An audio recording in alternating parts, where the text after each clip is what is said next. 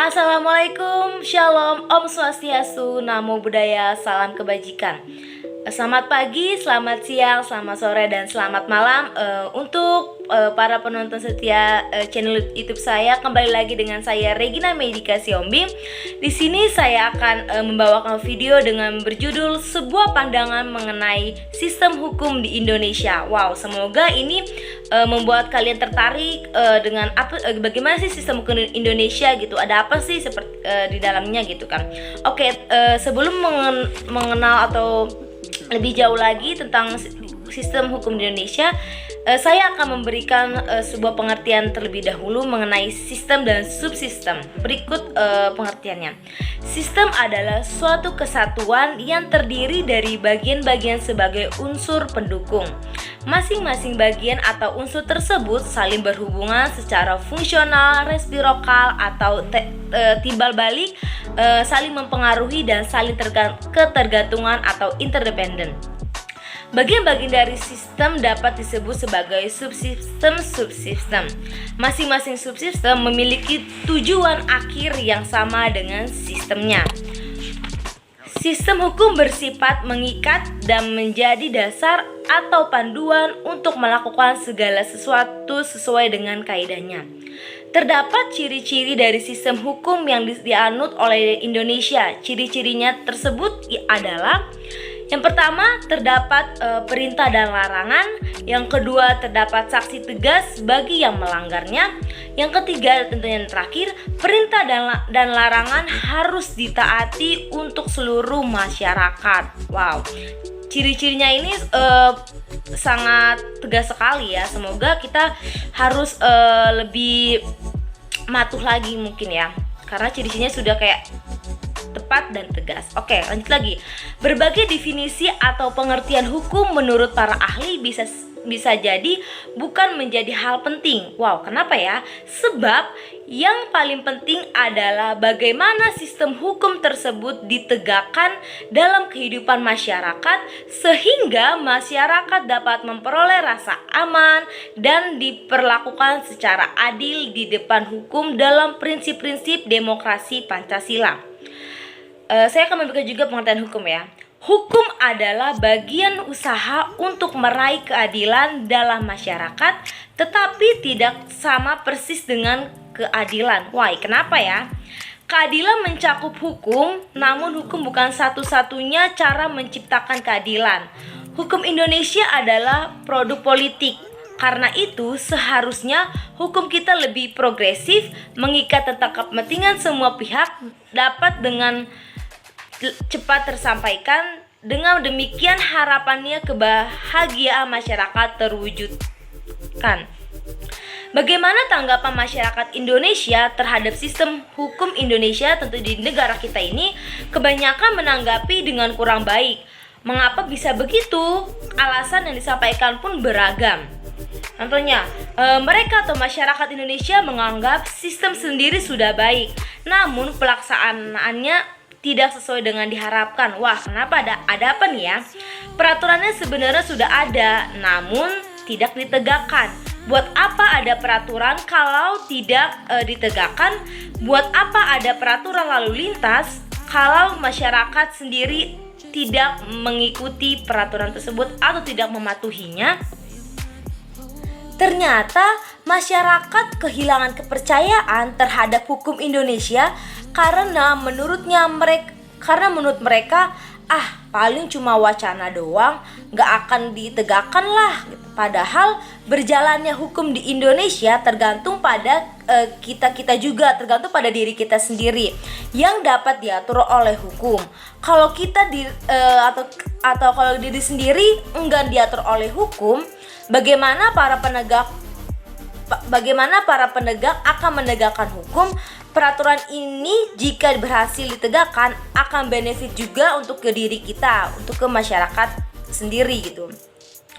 Ternyata penyebab tidak pedulinya masyarakat terhadap hukum adalah karena penegakannya tidak menegakkan hukum dengan baik.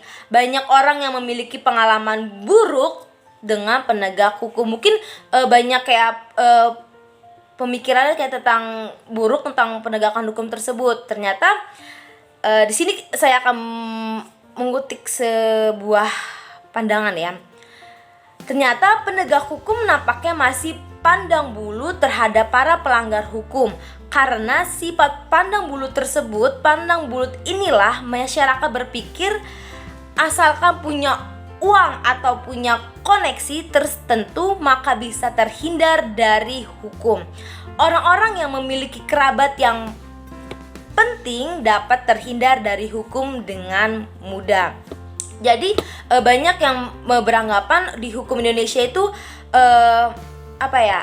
tumpul ke atas, tajam ke bawah, mungkin seperti itu ya, yang selalu kita dengar-dengar di dunia, kayak mungkin di teman-teman kita kalau sharing atau dari media internet atau media sosial lainnya. Ternyata tuh banyak yang beranggapan hukum di Indonesia itu masih tumpul di atas, tajam ke bawah. Misalnya contohnya itu ada misalnya sebuah mencuri semangka pencarian 2 bulan 10 hari, terus menjual petasan menuntut 5 bulan, terus mencuri 3 buah kakao terus membutuhkan 1 bulan. Mungkin misalnya tuh seperti ini, dia mengambil sesuatu, mencuri, terus terjerat penjara misalnya, atau rehabilitasi, mungkin penjara ya, di sel berapa bulan atau gitu. Tapi yang di orang yang mempunyai misalnya koneksi atau pejabat yang penting tuh dia misalnya cuma didenda berapa. Jadi kayak mungkin dari pandangan masyarakat itu mesti dibilang pandang bulu. Oke, lanjut lagi. Hukum dibuat agar menertibkan, dan saksi-saksi pun bukan untuk merugikan, tetapi agar ada efek jera. Untuk membenahi sistem hukum di Indonesia diperlukan perubahan sikap dari semua orang yang terlibat dalam hukum.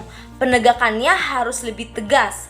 Masyarakat pun juga harus merubah pandangan mereka terhadap hukum. Mungkin pandangannya kayak yang masih buruk itu harus dibenarkan lagi, dibenahi lagi, dan dibuka lagi wawasannya. Dan hukum itu sebenarnya sangat bermanfaat. Kita harus paham itu hukum itu sangat bermanfaat juga untuk diri kita sendiri dan untuk masyarakat lainnya. Demi berlangsungnya keteraturan di negeri ini, maka hukum harus ditaati oleh seluruh lapisan masyarakat dengan menumbuhkan kesadaran dimulai dari diri sendiri. Ternyata dimulai dari diri sendiri ya. Mungkin jadi kalau dari diri sendiri, jadi orang-orang di lingkungan kita, lingkungan terdekat kita mengikuti diri kita sendiri, mengikuti kayak ternyata dia sudah misalnya udah menaati peraturan, jadi saya harus mengikutinya gitu mungkin ya. Kalau semua lapisan masyarakat sudah sadar, maka pasti akan tercipta sistem hukum yang baik di Indonesia. Jadi kita harus sadar terlebih dahulu agar terciptanya sistem hukum Indonesia yang baik, yang baik ya pokoknya ya. Oke, saya ketinggalan rupanya ini mungkin ada contoh juga nih ya, contoh pelanggaran hukum di Indonesia seperti misalnya korupsi, pembunuhan, perjudian, terorisme, dan pelecehan seksual. Yang mungkin ini sangat mesti terdengar dan terbilang sangat mesti familiar gitu ya, di telinga kita masih banyak sekali. Misalnya kalau di sosial media atau korupsi, pembunuhan misalnya dari keluarga, atau pelecehan seksual dari mungkin kebanyakan di sekolah dasar atau sekolah menengah ke atas, sekolah SMP gitu kan, perjudian, terorisme. Jadi itu contoh pelanggaran hukum di Indonesia. Oke, sudah cukup lama. Semoga apa yang saya sampaikan itu menumbuhkan yang penonton saya mendapat ilmu gitu kan. Cukup sekian dari saya.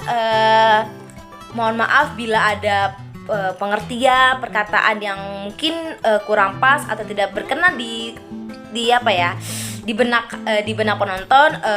Saya mohon maaf. Selamat pagi, selamat siang, selamat sore, dan selamat malam. Salam sehat untuk kita semua. Bye bye, see you.